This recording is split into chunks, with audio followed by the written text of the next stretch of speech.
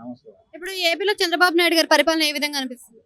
చంద్రబాబు నాయుడు వచ్చింది 3 నెలలకి ఏం చెప్తాం. అంటే రావడమే పెన్షన్ పెంచాడు, 15,000 కోట్లు తీసుకొచ్చాడు. మరి అవన్నీ మంచి చేస్తున్నాడు కదా, మరి ఏం కనిపించలేదా మీకు? అవేం కనిపించలేదు. ఎందుకని? జగన్ ఉన్నప్పుడు ఆయన వచ్చిన పాపం 3 నెలలకే లాక్డౌన్ పడింది 3 సంవత్సరాలు. ఈయన వచ్చినాక ఈ పాపం అమ్మఒడి తీసేశాడు, అవన్నీ ఆపేశాడు.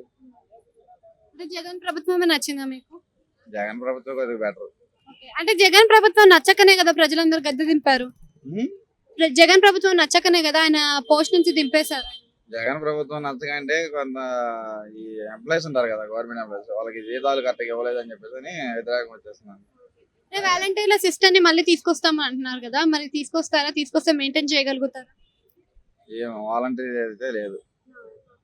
సో ఇప్పుడు జగన్ ప్రభుత్వంలో చూసుకున్నట్టయితే నిరసనలు కూడా తెలుపుతున్నారు కదా కొన్నిటికి, అంటే ప్రత్యేక హోదా కావాలి అని చెప్పేసి హత్యల గురించి కూడా వ్యతిరేకంగా పోరాడుతున్నారు కదా. మరి ఇప్పుడు ఆయనకి అవి అడుగునేవన్నీ సాధించుకోగలుగుతాడా జగన్? చేయగలరు.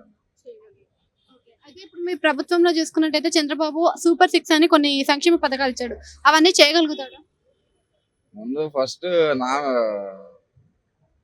ఈ సంతకం పెట్టేటప్పుడే ఆయన ఏదో దాని మీద సంతకం 6 ఇచ్చాడు. 6 ఏదైనా ఒక దాని మీద సంతకం పెట్టి అమలు చేయాలి కదా వచ్చిన 3 నెలలు. అదేం కనబడట్లేదు మరి. Thank you.